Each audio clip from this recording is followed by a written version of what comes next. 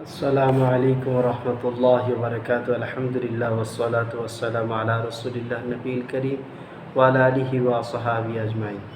এখন যে বিষয়বস্তুর উপরে হাদিস পড়ব সেটা হচ্ছে যে গ্রামে ইমাম থাকা সত্ত্বেও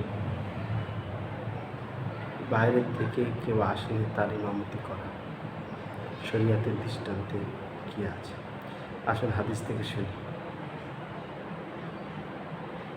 عن مالك بن هويرث قال كان يأتينا في مصلنا فقيل له تقدم فصلي فقال ليصلي بعضكم حتى أحدثكم لما لم يصلي بكم فلما صلى القوم قال رسول الله صلى الله عليه وسلم إذا جار أحدكم قوما فلا يصلي بهم رجل منهم।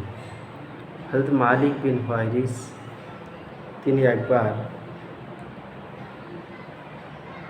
আবু আতিয়াদের মসজিদে গিয়েছেন।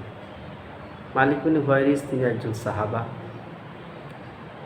আবু আতিয়াদের যখন এলাকায় গিয়েছেন তখন ওরা চাইলেন যে উনি ইমামতি করুন। উনি অস্বীকার করলেন, বলে যে না, তোমাদের মধ্যে অর্থাৎ তোমাদের যে ইমাম সেই নামাজ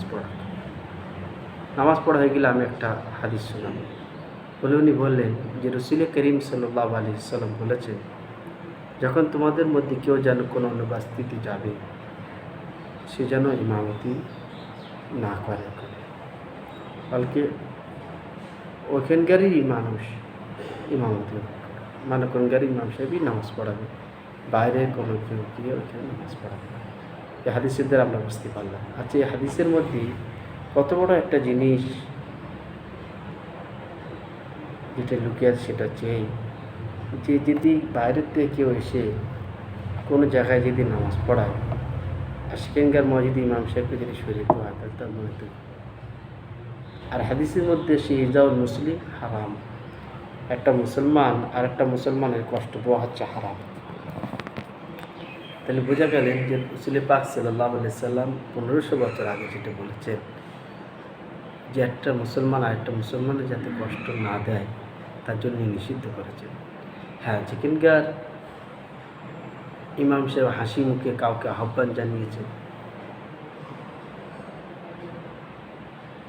সেক্ষেত্রে পড়ানো শরীয়ত মোতাবিক কোনো দোষ নাই। আর না হলে অক্তীয় ইমাম সাহেবকে রেখে দিয়ে অন্য কারোর দ্বারা ইমামতি করানো এটি শরীয়তের দৃষ্টান্ত মাকরুহ কারাহিয়াত। আল্লাহ তাআলা আমাদের সকলকেই বাঁচান বলেন আমিন। কাজটা মাকরুহ কারাহিয়াত, কিন্তু ওর গভীরতার মধ্যে যদি যাওয়া হয় তাহলে বোঝা যাবে যে এটি একটা হারাম জিনিস থেকে যাতে মানুষ বাঁচতে পারে সেটা হচ্ছে ইজাউল মুসলিম, মানুষকে কষ্ট দেওয়া। আল্লাহ তাআলা আমাদের সকলকে এই বিষয়ে সচেতন করেন বলেন আমিন।